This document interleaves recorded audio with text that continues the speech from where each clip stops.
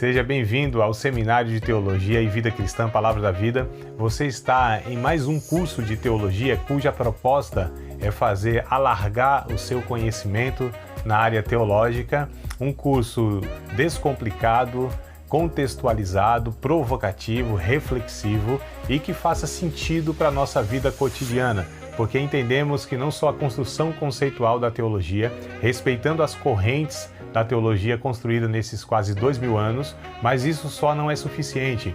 Nós pretendemos que a partir do entendimento bíblico, dos conceitos esclarecidos, nós possamos reproduzir isso em uma espiritualidade no nosso cotidiano e nas relações. Seja bem-vindo a mais uma aula do curso de teologia do Seminário. Iniciar então aqui uma leitura, na página de número 38, que fica antes da 39. Não tem número o negócio, né? E hoje eu quero falar com vocês sobre esse título aqui, As coisas de Deus só podem ser conhecidas pelas Escrituras. Antes que a gente inicie aqui a leitura, preste atenção aqui no que eu vou falar, amados. É o seguinte, todo mundo tem opinião sobre tudo. É impressionante hoje, né? A gente entra nas redes sociais lá, falou de política, tem lá todo mundo que entende. Falou de religião também, parece que é todo mundo especialista. Tem um ditado antigo que minha mãe dizia, que vocês vão conhecer, que é assim, de médico e louco todo mundo tem um pouco, né? Então, para falar de receita, todo mundo tem uma receita para alguma coisa, alguma enfermidade. Tem um amigo meu, um irmão, que ele tem receita para tudo que vocês imaginarem na vida. Ele tem, isso aqui funciona, isso aqui é bom. Até para câncer, uma ervinha que ele tem lá que cura câncer, segundo a opinião dele. O que eu quero dizer é que as pessoas têm resposta para tudo, têm opinião para tudo. A gente chama isso de senso comum. O senso comum, ele é a sabedoria popular, a opinião popular, mas que nem sempre tem fundamento, amados. Tá? Então é assim, hoje a gente percebe que em relação à Bíblia, os cristãos, eles têm as suas opiniões. Algumas delas de fato procedem, são bíblicas, têm base, mas muitas delas é por causa do achismo. Eu acho que é assim, eu sinto que é assim, né? A gente não tem às vezes essa expressão, eu sinto, não, por que você pensa? Eu sinto que é assim, Deus falou meu coração assim. Então é muito complicado, amados, a gente basear, a gente formar, construir doutrinas e opiniões, né, a partir dessas bases que são falhas, não são confiáveis, ou seja, Deus me falou, né? Eu sinto que é assim, eu acho que é assim. Calma aí, a gente está lidando com coisa muito séria, que pode inclusive afetar a nossa eternidade, não é às vezes só a qualidade de vida espiritual aqui, porque assim, tem equívocos que eles vão me afetar, equívocos de compreensão, né? Porque se eu compreendo, eu pratico, não é assim, eu compreendo isso, eu pratico isso, eu vivo isso, me comporto a partir daquilo que nós entendemos, é assim que funciona nossa vida, né? É por isso que é muito importante nós termos a convicção, o entendimento claro a respeito das Escrituras Sagradas, porque a partir do que a gente entende é como a gente vai conduzir a nossa vida, né? Como nós vamos nos comportar, nos relacionar com as pessoas, nos relacionar com Deus. Então é muito importante nós sabermos de fato, amados, termos a compreensão adequada daquilo que a gente acredita, né? E aí o senso comum vai se basear nesse negócio aí, a gente vai falar daqui a pouco, né? Essa questão do eu acho, eu sinto, Deus me falou, mas tem equívocos, como eu estava falando, que vão afetar a nossa vida aqui, talvez numa qualidade de vida espiritual que não seja a que Deus quer pra gente, mas talvez elas não vão interferir na eternidade, né? Agora, o grande problema talvez é esse, talvez não é esse o grande problema, que às vezes o equívoco pode, amados, nos complicar para a eternidade, nos desviar de tal maneira da vontade de Deus, que a gente viva nesse engano, né? Aqui achando que a gente está vivendo uma vida que é para ser vivida espiritualmente. Então é isso que eu quero falar com vocês hoje aqui. A Bíblia Sagrada, as Escrituras, é a única fonte confiável para que a gente extraia as verdades, para que a gente construa as nossas verdades, tá certo? Nenhum outro escrito, eu digo assim, escrito que não tenha fundamento bíblico, né? A gente vai perceber aqui, depois vocês vão ter a clareza do que eu estou tentando passar para vocês aí. Mas esse é o ponto, as coisas de Deus só podem ser conhecidas pelas Escrituras. Vamos ler junto aí, no livro? Bom, acharam já, né, na página 38 esse título, né? Vou ler a parte verde, tá? A partinha verdinha aqui, tá de verde aqui, ó. Esse segundo ponto, que o primeiro foi a soberania de Deus, vocês lembram, né? Tá tranquilo que nós falamos lá? Não tem nenhuma dúvida, não ficou nada assim André, ficou muito claro, tranquilo mesmo a soberania de Deus? Se hoje vocês ouvirem falar, ou se perguntarem para você, o que é a soberania de Deus? Você está seguro mesmo em falar, não, a soberania de Deus é que Deus é o Senhor da história, é que Deus é aquele que controla o mundo, e o mundo não está na mão do Satanás, nem na mão dos homens, é Deus que conduz a história, amados. Soberania de Deus é Senhor sobre tudo e sobre todos, e não tem nada que fuja, tá certo? Desse domínio de Deus, dessa soberania de Deus. Só para resumir, resumo do resumo aqui, né? Tranquilo, então, vamos prosseguir para o segundo ponto. Então, esse segundo ponto é de importância crucial para nosso entendimento da batalha espiritual. Ele trata da suficiência das Escrituras quanto ao conhecimento que precisamos ter acerca de Deus, da sua vontade, suas promessas e do misterioso mundo celestial, onde invisivelmente se movimentam os anjos e os demônios. Há dois aspectos que precisamos destacar aqui: a exclusividade da Escritura. Aí na parte rosada que está aqui no meu livro, aqui é outro ponto, a Bíblia é a única fonte adequada e autorizada por Deus, pela qual obter informações acerca das coisas espirituais que pertencem à salvação. Portanto, ela exclui qualquer outra fonte, exclui. Quando a gente pega aí, por exemplo, vou falar das heresias que existem por aí, tá? Testemunha de Jeová, Adventismo do sétimo dia, por exemplo, né? Não é a matéria aqui, mas eles têm outras fontes doutrinárias. Então, se você pega lá os Testemunhas de Jeová, eles têm os escritos, né?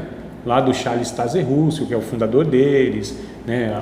Despertar e Sentinela, são revistas periódicas, né? Ou literaturas periódicas que eles vão escrevendo lá e tem as doutrinas do seu movimento.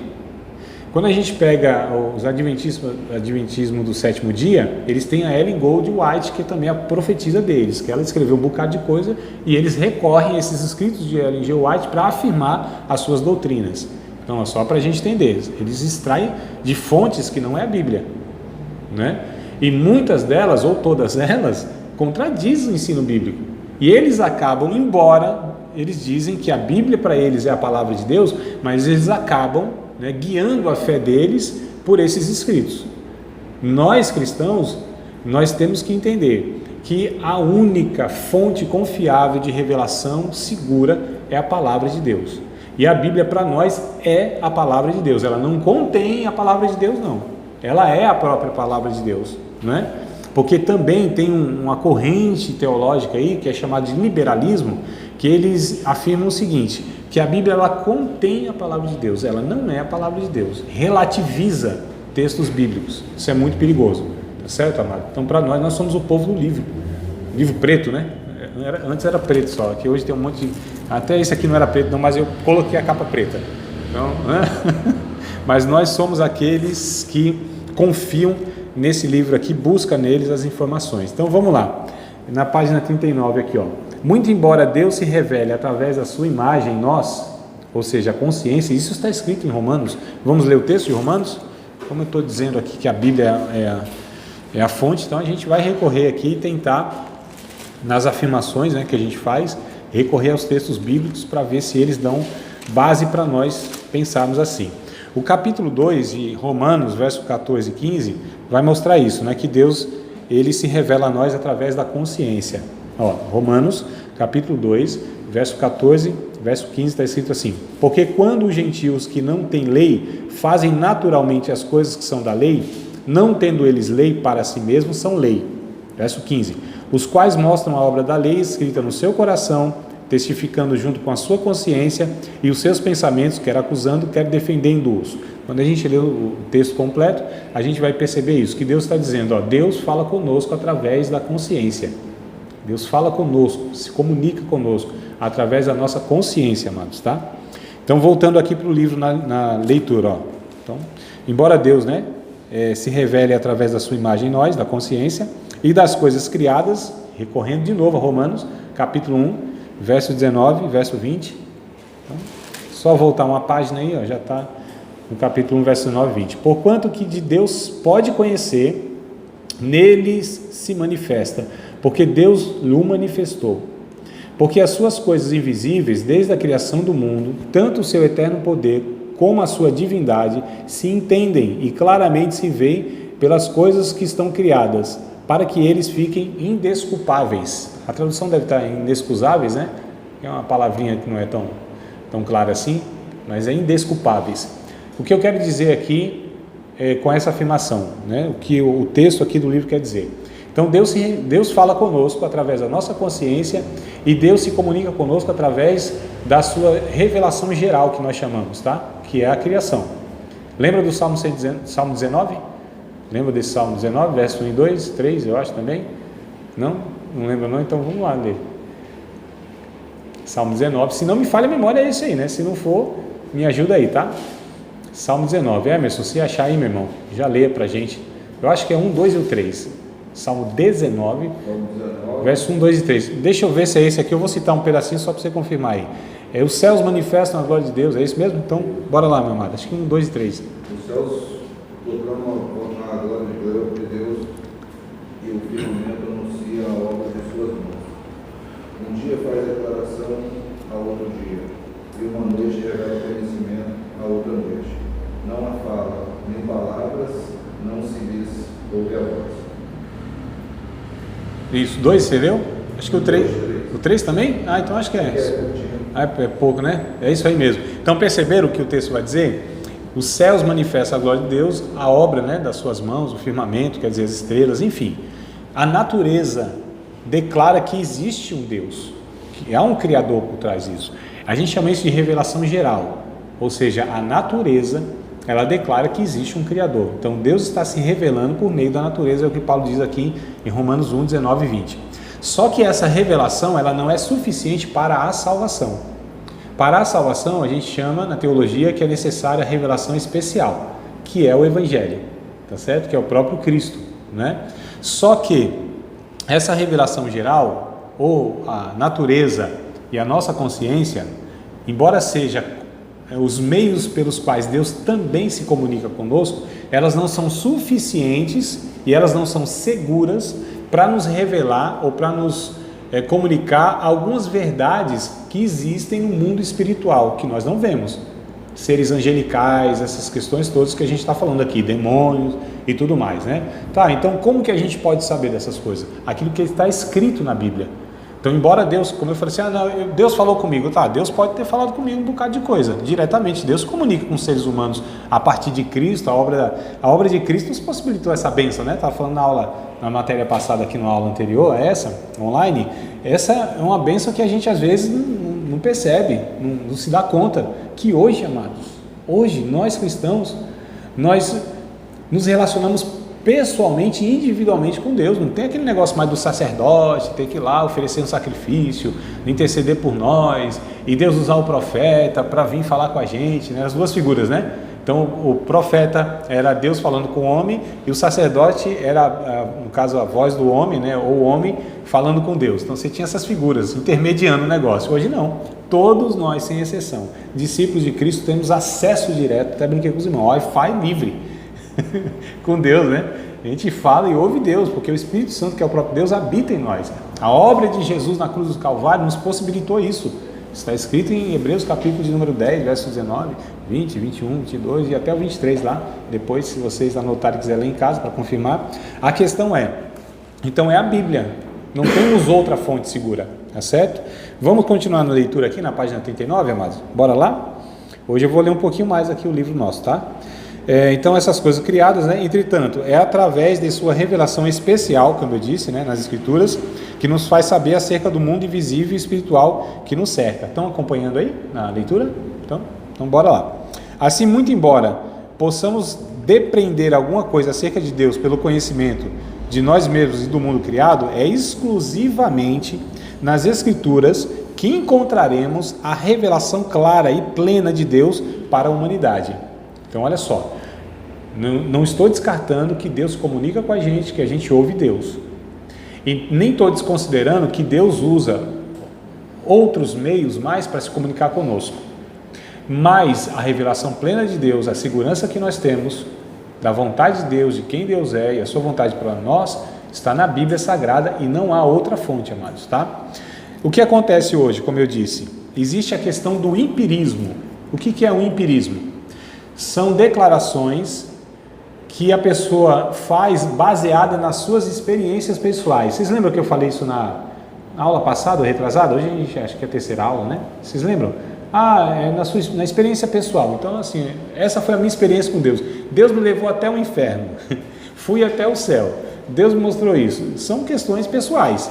E como eu disse, eu não duvido, tá certo? Que a pessoa possa ter a sua experiência com Deus lá.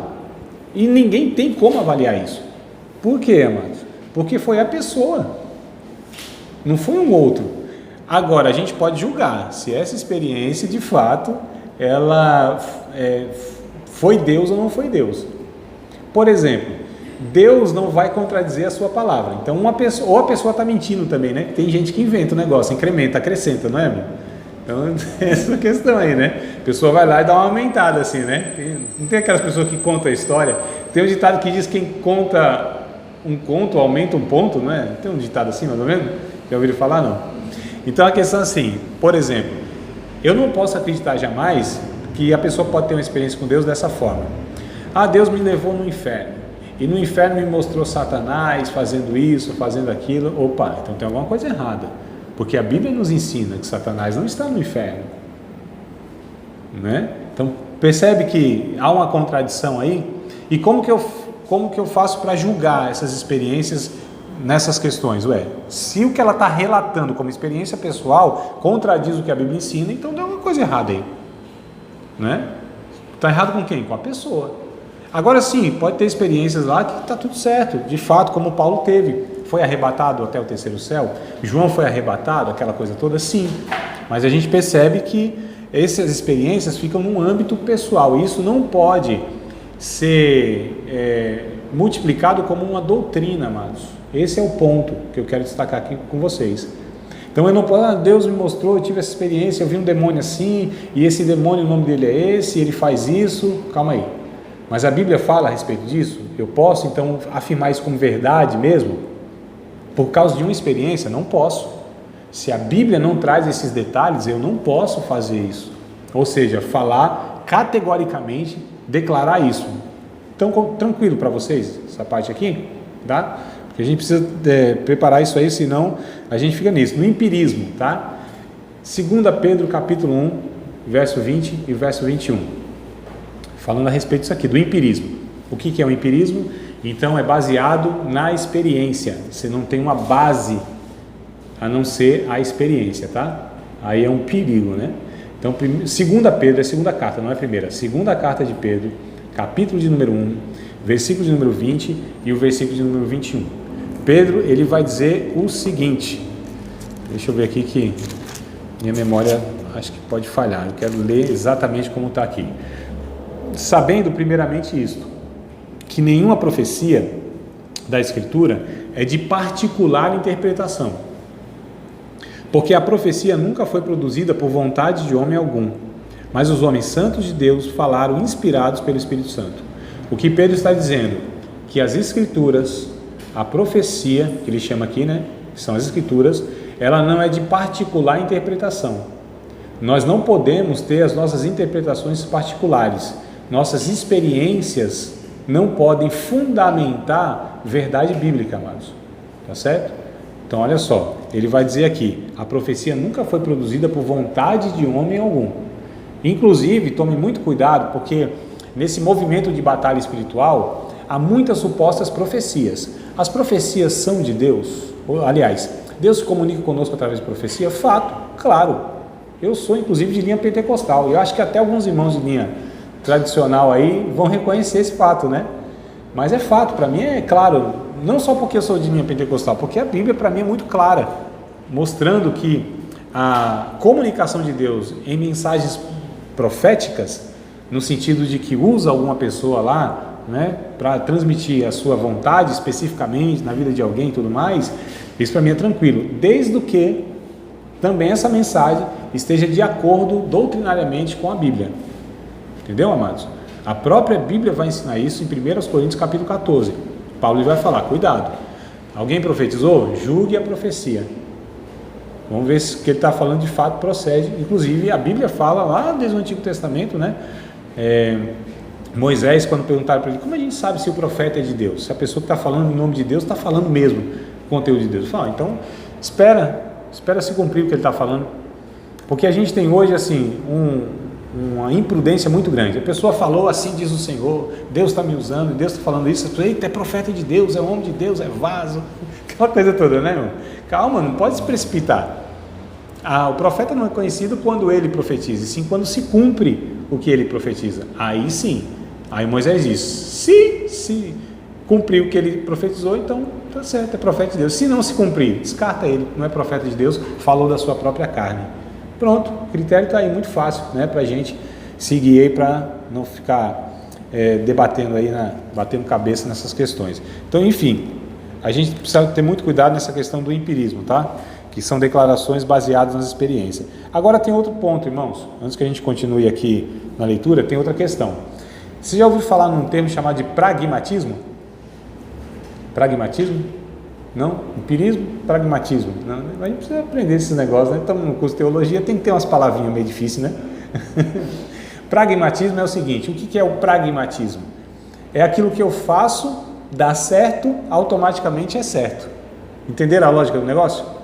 Eu fiz, deu certo. Então é certo, então é isso aqui mesmo, né? Por exemplo, Deus mandou você fazer isso aqui, Aí você vai lá e faz aquilo, tal, uma campanha, sobe um monte, desce um monte, faz não sei o que, dá o voto, cumpre o voto, dá a oferta, faz isso. E aí deu certo depois, aconteceu mesmo. Isso é chamado de pragmatismo. Se deu certo, é porque é certo e é de Deus. Nem sempre. Nem sempre as coisas que dão certo, ela é certo. Tanta coisa errada dá certo aí. Não tem, amados? Tanta falcatrua dá certo. Tanta coisa errada prospera, né? Que às vezes as pessoas julgam assim, não, mas deu certo, prosperou, olha só, é de Deus. Não. Mas evoluiu, prosperou. O que é um câncer? É uma célula que evoluiu, cresceu, prosperou. Não é? A briga também não evolui? Discussão não evolui? Né? E quando a pessoa morre, coloca no obituário lá, evoluiu para o óbito. Evoluir, crescer, essas coisas, cuidado, isso aí não é sinal de nada não. Então assim, o pragmatismo é algo muito perigoso. E aí essa questão, o cara falou, deu certo, eita, é de Deus. Aí mora o perigo, amado, sabe por quê? Porque as pessoas pensam que pelas coisas acontecerem através da vida de uma pessoa, Deus vai aprovar tudo quanto essa pessoa fala e faz. É por isso que a gente vê um monte de gente aí seguindo e acreditando em um monte de besteira de umas pessoas aí, entendeu? Porque dá certo, porque, né, aquela coisa toda. Mas cuidado, esse não é o critério também para a gente julgar se aquilo é de Deus, se dá certo ou se não dá certo. Outro ponto para a gente prestar atenção, né? Vamos continuar na leitura aqui, a suficiência da Escritura. A Bíblia traz todo o conhecimento que precisamos ter neste mundo para servirmos a Deus de forma agradável a Ele e para vivermos alegres e satisfeitos no mundo presente. Mesmo não sendo uma revelação exaustiva de Deus e do seu reino celestial, a Escritura, entretanto, é suficiente naquilo que nos informa a esse respeito. Aplicando ao tema do nosso ensaio, isso implica duas coisas. Antes que eu fale dessas duas coisas aqui, preste atenção. Quando o texto diz assim, que mesmo não sendo uma revelação exaustiva, isso quer dizer o quê? Que a Bíblia ela não pretende trazer detalhes e todos os detalhes da nossa vida, né? Tipo assim, que time que você deve torcer, que cidade que você deve morar, que profissão, que firma que você deve trabalhar, né? Que profissão você deve escolher, com quem você deve casar. A Bíblia não traz esses detalhes. Não, isso aí são questões muito pessoais que a gente vai decidindo, cada um. Agora sim, a gente precisa, sempre que decidir alguma coisa, algum detalhe da nossa vida, a gente precisa entender se essa decisão, ela vai ou não desonrar Deus. Se isso vai ser um mau testemunho, se isso vai prejudicar pessoas. Aí o que a Bíblia nos faz? Nos dá critérios de princípios e valores, amados. Entender o que a Bíblia é? Porque tem gente que quer buscar resposta em tudo na Bíblia. Tem coisas que não vai achar diretamente, como essas, por exemplo, que eu falei para vocês e tantas outras.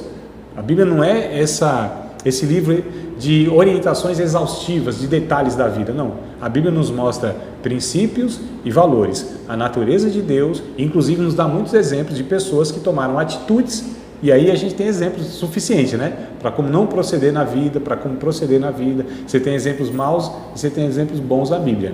Aí a Bíblia nos mostra, nos dá orientações nesse sentido, para que a gente, com inteligência, possa tá entendendo que essa orientação da Bíblia eu devo seguir. Se eu seguir por esse caminho aqui vai acontecer isso.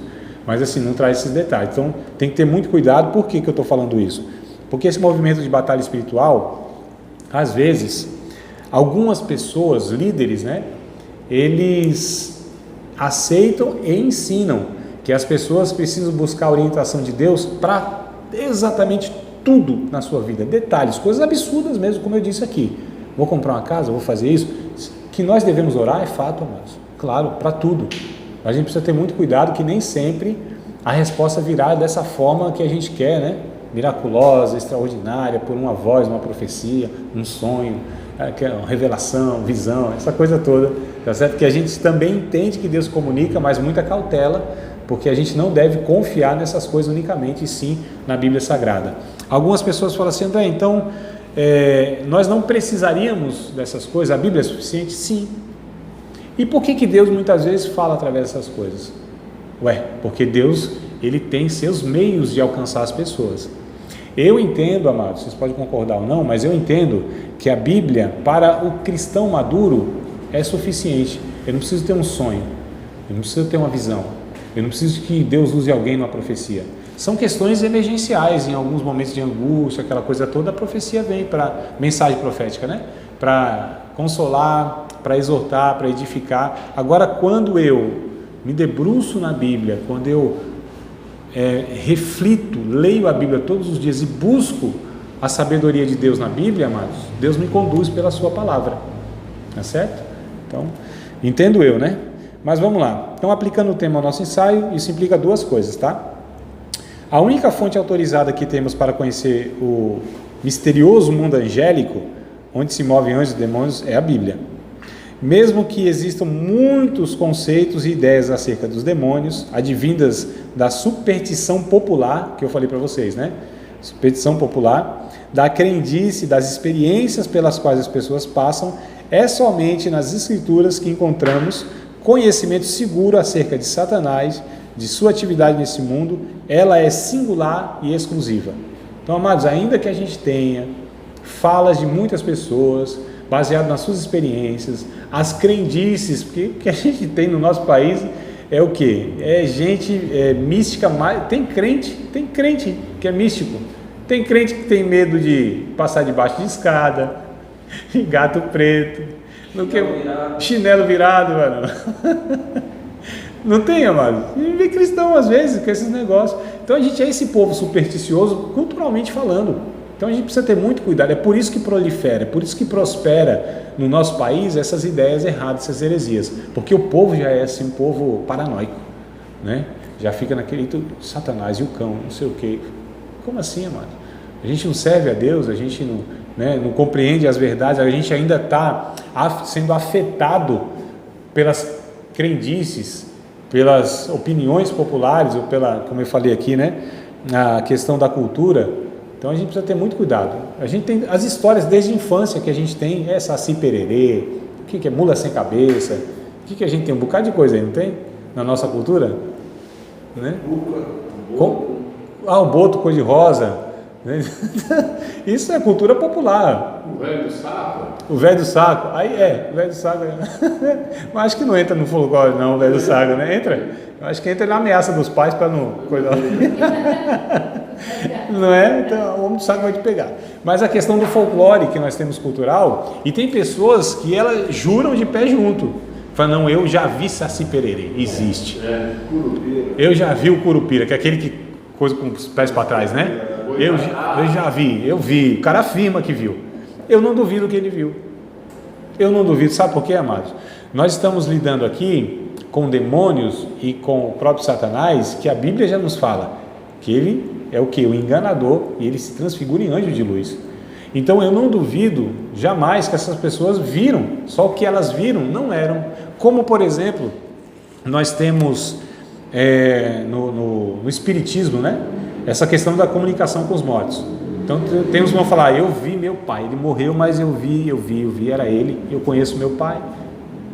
Aí fala assim, não, mas você não viu o seu pai? Não, viu, só que não era o pai dela, era um espírito que se aproveitou de toda essa fragilidade, essa crendice, esse engano, para estar se comunicando com ela. Foi o que aconteceu lá em 1 Samuel, 2 Samuel, se não me falha a memória, né? Lembra que Saul foi consultar uma cartomante lá, né? Uma necromante, melhor dizendo, consultava mortos? Olha, irmão, isso aí desde tempos atrás, né?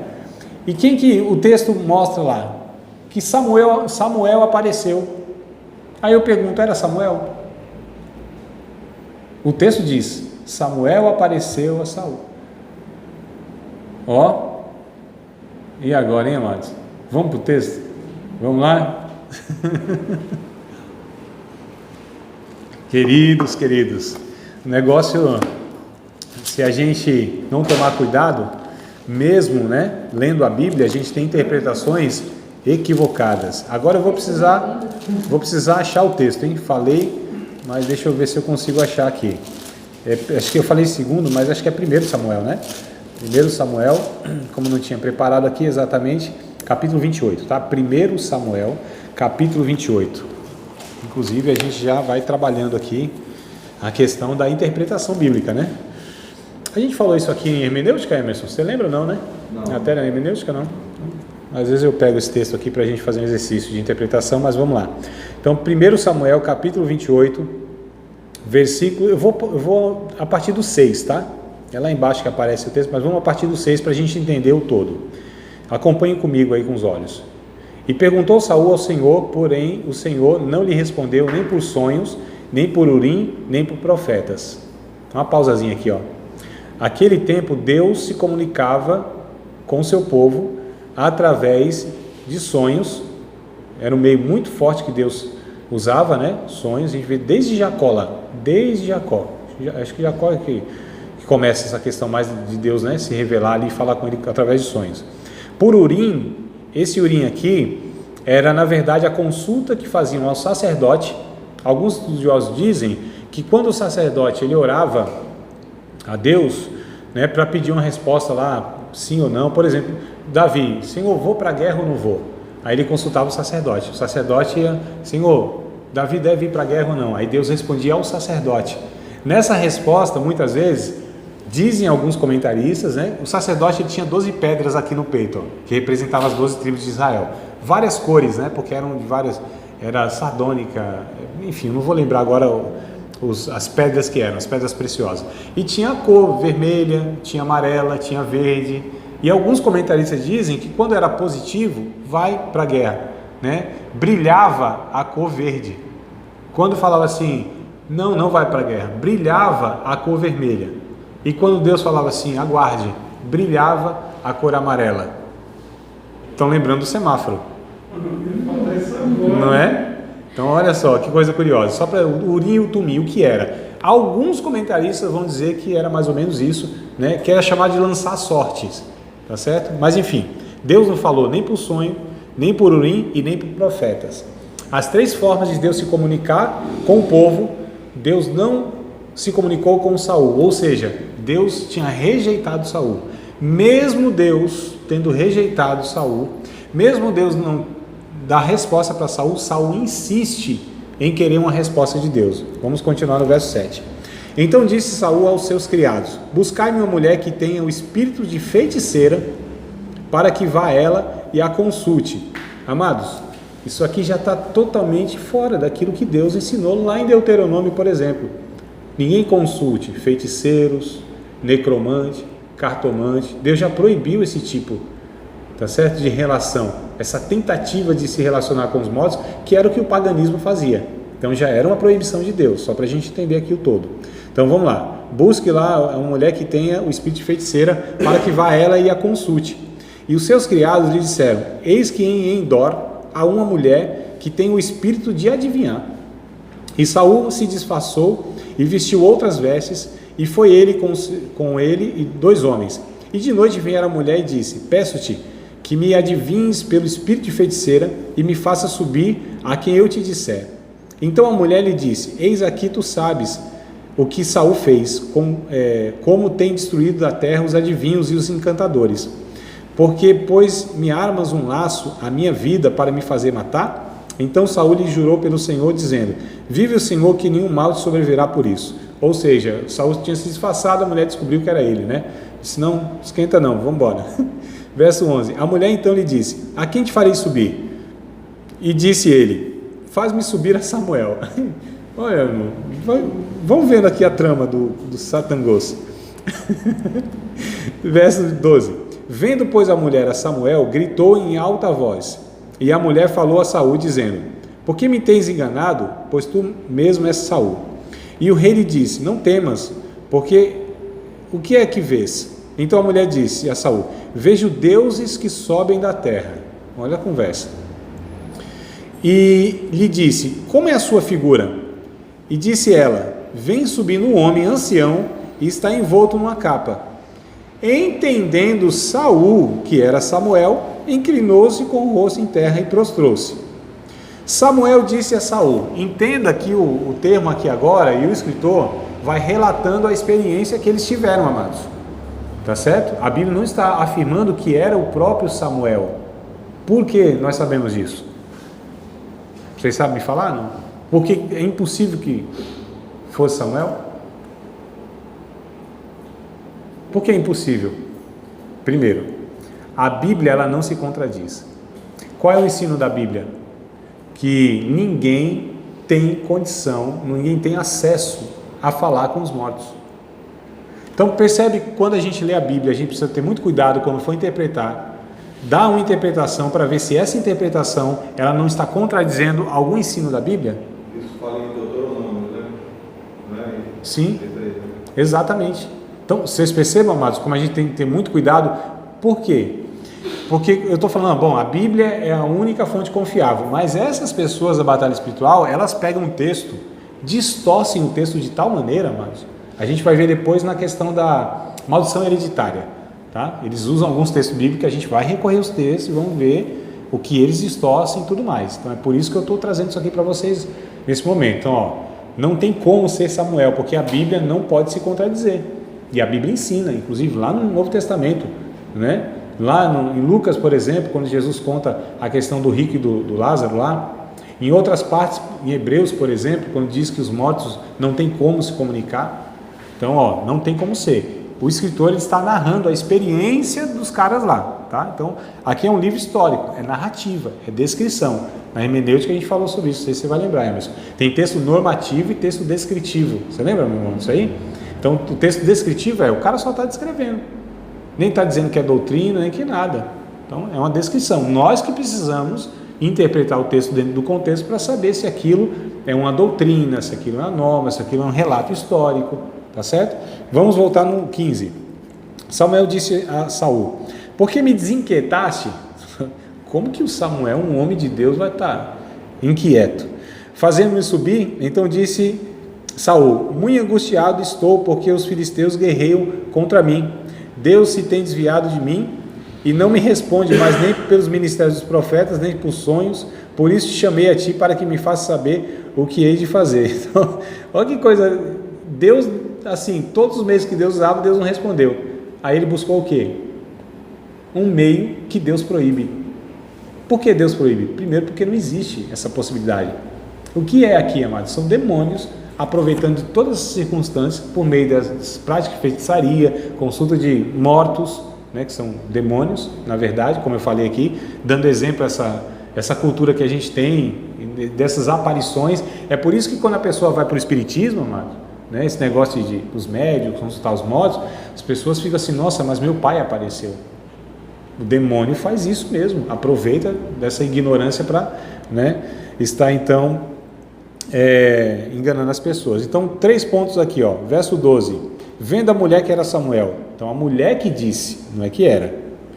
Ainda no verso 13 aqui, ela diz: vejo deuses que sobem da terra. Olha as declarações. Aí no verso 14, o Saul pergunta: quem está vendo? Um ancião envolto em capa. Então, depois dessa conversa, dessas falas aqui, aí conclui: então é Samuel. É Samuel. Aí vem o suposto espírito, né? Dizendo, sou eu mesmo, Samuel, pode falar. Como diz a teologia mais contemporânea, o golpe está aí, só não vê quem não quer, né? Vamos voltar aqui na página 29. Tranquilo, amados, vocês têm alguma pergunta, alguma dúvida, alguma questão no texto que foi falado até aqui? Posso prosseguir? Então vamos lá, voltar na leitura da página 39, né? A respeito dessa questão do primeiro ponto. Vamos para o segundo ponto aí, ó. Então, entre parênteses aí o número 2. A Bíblia contém tudo o que Deus deseja que conhecêssemos a respeito de Satanás. A Bíblia contém tudo que Deus, olha só, desejava que conhecêssemos a respeito de Satanás. Queridos, outro ponto aqui antes que a gente continue, né? Preciso ter muita cautela para ir falando aqui nessas questões. Tem pessoas que elas querem saber aquilo que Deus não as autorizou a saber. O que está na Bíblia é o que Deus decidiu que nós soubéssemos. Ponto final. É simples assim. Deuteronômio 29, 29, não é isso? Você lembra do texto? Não? Vamos lá para o texto de Deuteronômio 29, 29. Esse texto é muito usado quando a gente não sabe a resposta das coisas. Quando o professor não sabe a resposta das coisas, ele recorre a Deuteronômio 29, 29. Né? Ou as coisas encobertas são para Deus. A pessoa não sabe a resposta, né? Quem achou pode ler, por favor. 29 e 29 de Deuteronômio. As coisas encobertas pertencem ao Senhor nosso Deus, porém as reveladas nos pertencem a nós e a nossos filhos para sempre, para que cumpramos todas as palavras dessa lei. Tranquilo, né? Olha só o que a Bíblia está nos ensinando. As coisas reveladas são para nós, nossos filhos, ou seja, para nós, seres humanos. As coisas encobertas, só para Deus, amados. Então, tem muitas coisas que nós não sabemos, de fato tem, mas Deus as decidiu que nós não soubéssemos. Não sei quais os motivos, talvez por nossa limitação, enfim, não sei. A questão é, aquilo que é para a gente saber a respeito dos demônios, dos anjos, é a Bíblia, apenas a Bíblia, e só a Bíblia e o que ela fala. Onde a Bíblia fala, a gente fala. Onde a Bíblia se cala, a gente se cala. É simples assim, né? Agora, como eu disse, às vezes as pessoas, elas não querem a simplicidade da Bíblia. Então vem um cara como eu falando um negócio tão simples assim, não é tão encantador, né? Um entusiasmo, né? Vocês não estão assim, nossa, olha que ensino maravilhoso, ou que coisa. Agora você vê um cara floreando, enfeitando pavão, falando um monte de detalhes, fala, nossa, que sabedoria, hein? Profundo esse negócio, hein? Eita, que Deus fala através desse homem, hein? Não é, irmão? Então a simplicidade as pessoas desprezam. Agora quando vem um negócio assim floreado, aí as pessoas preferem, elas preferem. Vamos ler um texto nós já lemos, nós vamos reler esse texto, 2 Coríntios capítulo 11, verso 1, 2 e 3. Nós já lemos esse texto, vamos relê-lo, mas agora nessa abordagem aqui, sobre a simplicidade, amados. Paulo já alertou os irmãos naquele tempo, há 2000 anos atrás. O Paulo, 2 Coríntios, capítulo 11, 1 ao 3. Nós lemos já, mas bora ler de novo, porque agora eu quero abordar aqui, eu quero enfatizar, né, essa questão da simplicidade. 1 ao 4. Ué, Emerson, tu que está engatilhado aí, meu, e animado, pode ler. 11, 1 ao 4. Isso. Tomara me suportasses um pouco na minha insensatez. Sim, suportai-me ainda, porque estou zeloso de vós com o zelo de Deus, pois vós desposei com um só esposo, Cristo, para vos apresentar a Ele como uma virgem pura. Mas temo que, assim como a serpente enganou Eva com a sua astúcia, assim como também sejam de alguma sorte corrompidos os vossos entendimentos, se apartem da simplicidade e da pureza que há em Cristo. Porque se alguém vem em vós prega outro Jesus que nós não temos pregado, ou se recebeis outro Espírito, não recebestes, ou outro Evangelho que não abraçastes de boamente ou suportais. Isso, com razão vocês vão sofrer. O verso 3 que é o destaque, que Paulo diz, olha, eu temo, como a serpente enganou Eva, lá também o entendimento de vocês sejam de alguma maneira corrompidos, a ponto de vocês se apartarem da simplicidade que há em Cristo Jesus. Percebam, amados, a preocupação aqui do apóstolo Paulo, preocupação de Deus no caso, né? A gente se apartar dessa simplicidade. Então a gente precisa ter muito cuidado. A Bíblia, ela fala para nós, e o que ela fala é aquilo que a gente tem de informação. E é isso, né? Segundo aos Coríntios ainda, aqui, ó, vamos voltar um pouquinho aí, está no capítulo 11, vamos para o capítulo 2. Capítulo 2, verso 10 e verso 11. Então, segundo aos Coríntios, capítulo 2, verso 10 e verso 11. Veja só, falando aqui que a Bíblia, ela nos fala a respeito de Satanás. E a quem perdoaste alguma coisa, também eu. Porque o que eu também perdoei, se é que tenho perdoado por amor de vós, fiz na presença de Cristo, para que não sejamos vencidos por Satanás. Porque não ignoramos os seus ardis. Então a Bíblia fala que ele é ardiloso. A Bíblia fala que, nesse caso, que tem algumas posturas, que é o não perdão, por exemplo. Isso vai nos prejudicar na fé. E Satanás colocando na nossa mente essa questão de não perdoar as pessoas, isso é uma armadilha dele. Mas vocês percebam que a Bíblia vai nos orientando e vai nos falando a respeito de algumas questões, amados? Então, e o que a Bíblia fala, a gente ouve e não vai adiante. É isso. Quando a gente lê Efésios capítulo 6, a partir do verso 10, vocês lembram da armadura de Deus lá? Vamos ler o texto? Vamos lá? Efésios capítulo 6, está aqui já, segundo aos Coríntios, é só ir um pouquinho para frente, né?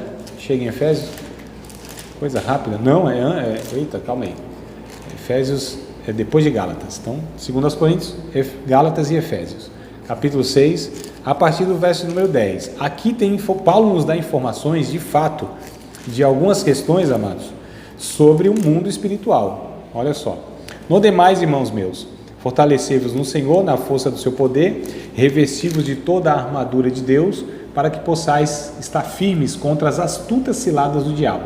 Porque não temos que lutar contra carne e sangue. Então Paulo está falando de uma realidade de fato que tem, que não é material, né? Que ele chama de carne e sangue. Mas sim contra os principados, contra as potestades. Olha só, principados e potestades são de fato poderes angelicais, tá certo? Que no caso aqui ele está se referindo a demônios, né? Ó, potestades contra os príncipes das trevas deste século, contra as hostes espirituais, ou seja, as tropas, né, espirituais da maldade nos lugares celestiais.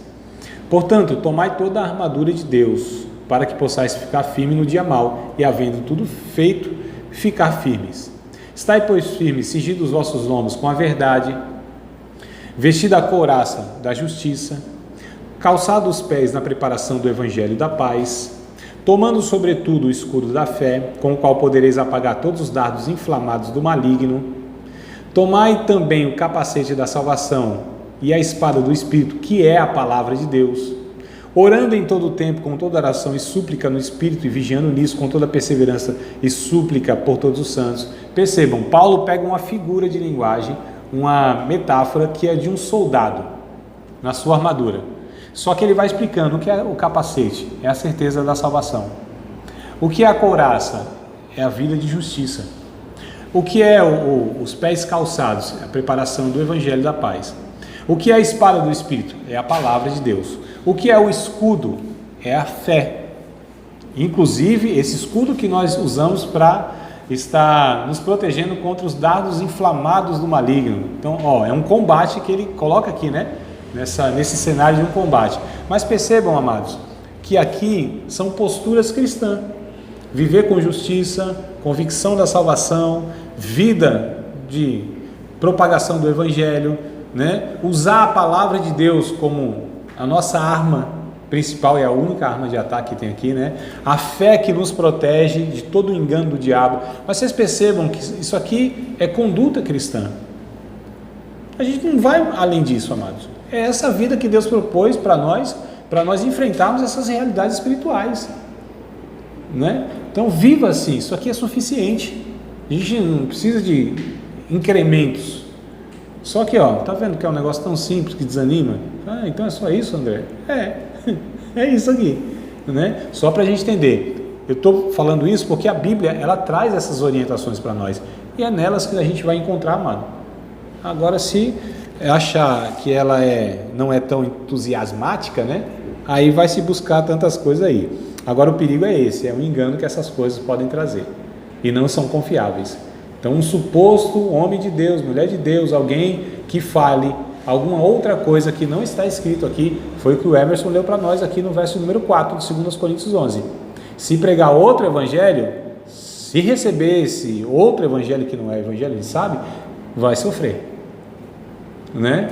E olha só, lá ainda no 2 Coríntios capítulo 11, lá embaixo, lá nos versículos acho que 10, 11, 12, alguma coisa assim, Paulo vai falando, nós já lemos, estou trazendo de novo aqui a leitura. Paulo vai dizer, cuidado, porque Satanás se transfigura em anjo de luz, e os seus ministros parecem ser ministros de justiça. Então, amados, como que a gente avalia esse pessoal todo aí que diz que é de Deus, pregador de Deus, vaso de Deus, homem de Deus, mulher de Deus, ensinador de Deus, pastor de Deus? Como que a gente pode de fato saber que eles são? É a Bíblia, amados. Eles têm que passar pela Bíblia, pela doutrina bíblica. O que eles falam, o que eu ensino aqui, vocês devem questionar. Também não aceitem tudo que eu falo, não. É Bíblia, André? Então tá bom. Se eu falei alguma coisa, fala, professor, calma aí. Mas a Bíblia não diz assim. Porque nenhum de nós é confiável e absoluto. É a Bíblia Sagrada que nos protege e nos norteia na vida. Tá? Essa é a ênfase dessa aula aqui. Tudo bem, queridos? Vamos para frente? Eu ia falar que atrás vem gente, mas não sei se vem.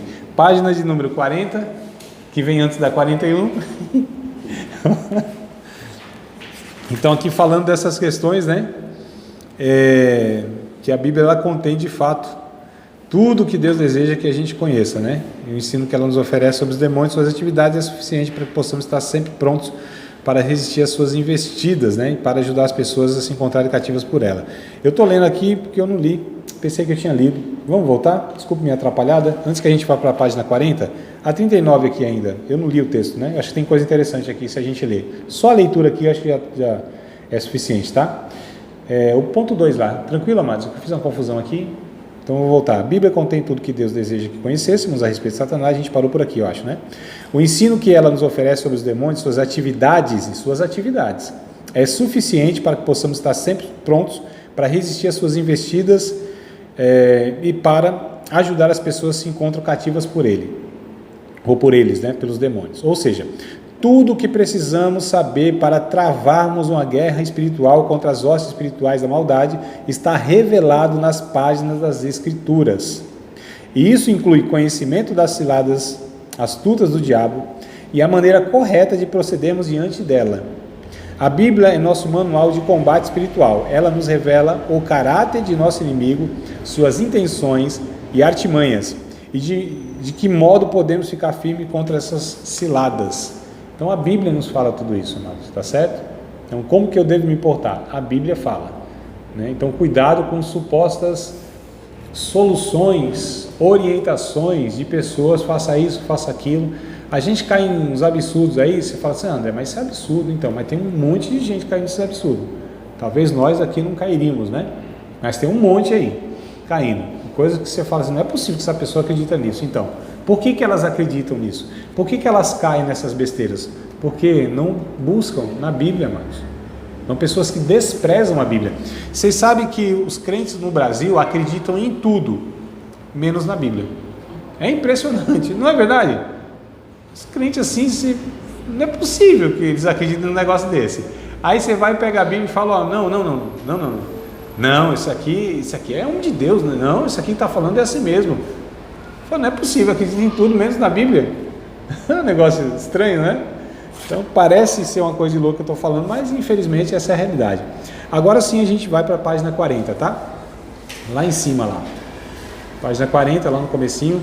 Experiências pessoais. Alguns exemplos deverão bastar para que possamos entender o que estou dizendo. Uma das mais sérias deficiências do livro A Igreja e a Batalha Espiritual, isso aqui é um livro que vende igual água por aí, tá? Escrito por Neuza Itioca. Lembra que eu falei dessa mulher no primeira aula? Neuza Itioca? Então, mas você falou em batalha espiritual, irmão? Neuza Itioca. E vocês, não leiam, não, me ouçam aqui, ó. E vocês vão ficar admirados que muitas pessoas dentro das nossas igrejas, Assembleia, Batista, Quadrangular, Brasil para Cristo, as nossas igrejas evangélicas, um monte vão ter esses livros como coisas saudáveis. Essa pergunta, batalha espiritual, já fui no curso, já ouvi alguma coisa, nenhuma coisa. Neuza Tioca, rapaz, que mulher que ensina, viu? Que sabedoria que Deus deu. Entenderam, irmão? Então a gente precisa ter muito cuidado com esse negócio aí. Então vamos lá. Escrito por Neuza Tioca diz respeito às suas fontes. É surpreendente encontrar nas notas bibliográficas, né, fontes como fatos constatados e verificados nas ministrações pessoais, depoimentos pessoais e testemunho de ex-pais de santos. Olha só.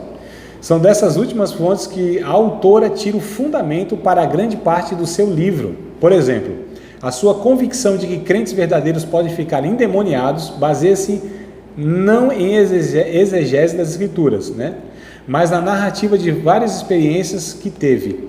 E Tioca frequentemente menciona experiências pessoais para provar suas convicções. Ela afirma com base na sua experiência de aconselhamento que certos demônios adquirem o direito de se sentar no pescoço das pessoas. Parece engraçado, mas o negócio é sério. Por quê, amado? Essas pessoas, é só vocês ouvirem ela. Aliás, eu gostaria muito que vocês ouvissem. É por isso que eu dei o nome de todas elas, para vocês buscarem lá no YouTube da vida. Agora que vocês já estão tendo um conteúdo, aí tranquilo, dá para ouvir que vocês vão comparando. Nossa, é mesmo, ó o que está falando aqui, de fato é o que a gente discutiu na sala de aula. O que acontece, amados? Elas afirmam, inclusive, né, que, por que você acredita nisso? Não, a experiência que eu tive. Eu estava aconselhando uma pessoa e aquele demônio só saiu por causa disso, disso, disso. E a gente vai ver na leitura aqui que elas se baseiam nessas pessoas. Esses ensinadores da batalha espiritual que nós temos no Brasil, são eles que tá dando aí o conteúdo para o povo. Isso é assustador. Cristãos, gente de igreja, mano. Eles têm essas pessoas como referência, tá certo? E aí o que acontece? É de pai de santo. Entrevistei o pai de santo, falei e ele me disse isso e isso. Aí ela vai, pega essa informação e afirma de fato. Amados, não é possível que a gente está tão ruim assim que a gente tem que consultar doutrinariamente um pai de santo, para que ele nos ensine o que é que um demônio faz ou não faz. Quer dizer, a Bíblia não é suficiente, né? Já pensou que coisa absurda? Mas vamos lá aqui na continuidade da leitura. Com base em testemunhos, lembra, empiricamente em testemunho, né? Ela afirma que as orações da igreja diminuem o índice de criminalidade. Roubo e violência, quer dizer, isso não é estatística não é nada científico, é testemunho, então testemunho dela, que as entidades de uma rua podem ser atadas e etc, ou seja, vamos chegar na rua ali e vamos amarrar as entidades, sair orando aí, ungindo os postes, ungindo as ruas aí, vamos amarrar os demônios aqui, os negócios vai diminuir, isso vai ver aqui, a criminalidade, então é desse naipe.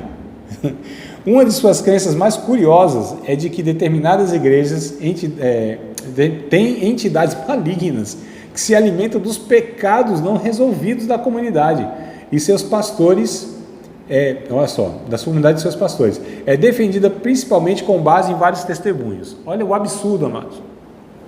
Né?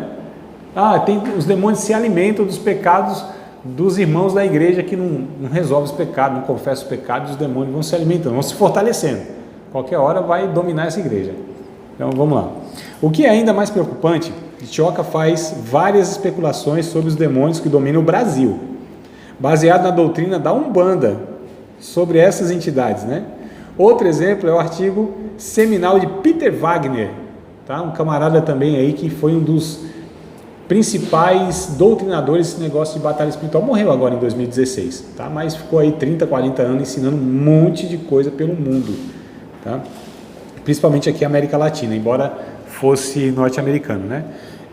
Mas antes que eu fale aqui, é pego muitas vezes lá de Daniel, porque Daniel lá tem uma passagem, vocês lembram dessa passagem? Onde ele orou, aí demorou para o anjo vir porque estava numa batalha, lembram? Batalha lá e tal, aquela coisa toda, né? Estava com um demônio lá da Pérsia, não sei o quê. Aí usa esse texto para falar que existe demônios, tipo assim, tem demônio responsável pelo país. Tem um demônio que ele é responsável pelo Brasil. Demôniozão, né? Não é pequeno não, demôniozão. Esse é pelo país. Então, no Brasil aqui tem um demônio que... Vamos lá aqui, ó. Mas onde ela se baseia isso? Na Umbanda, amados. Lembra que eu falei para vocês também no comecinho da nossa matéria? Que quem é que denomina... Se pergunta para os crentes. Aliás, nós não tínhamos, não sei você exatamente, mas nós não tínhamos às vezes essa afirmação. Não, esse aqui está encaixaçado assim porque o Zé Pilintra é quem atua na vida dele. Né? Então assim, rapaz, isso aqui, o negócio é forte na prostituição porque é a pomba gira. Pô, isso aqui anda tudo zoado, tudo bagunçado porque é a Maria Mulambo que está na vida dele. Então esses nomes dessas entidades, ó, de onde vem? Qual é a fonte? Não é bíblica, meu Deus do céu. Não é fonte dos pais da igreja. Não tem nenhuma fonte teológica nessas afirmações. Mas pergunta para os irmãos, e é isso que eles acreditam. Não é? Nós talvez em algum momento falávamos isso. Deus queira que a gente mude daqui para frente, né? Vamos lá. Outro exemplo é o artigo seminal de Peter Wagner sobre espíritos territoriais e missões mundiais, publicado em 1989. Nesse artigo, Wagner admite que seus conhecimentos sobre espíritos territoriais baseiam-se principalmente na sabedoria popular sobre o assunto, mas não para por aí. Ele tenta um cálculo do número de demônios que existem, baseados nas informações de um ex-pai de santo da Nigéria, a quem Satanás teria designado autoridade sobre determinado número de demônios, que por sua vez tinha controle sobre outro número. Eu vou parar por aqui, amados, porque não vai dar tempo de eu continuar a leitura, depois vocês leem, tá? A página de número 40, 41 e 42, tá? Aliás, até a 43, mas lá embaixo já não mais, que é a próxima aula, tá? Mas leiam em casa, página onde nós paramos aqui, 40, 41 e 42, e a 43 também. Leiam em casa, leiam. Não vai dar tempo de eu ler com vocês aqui.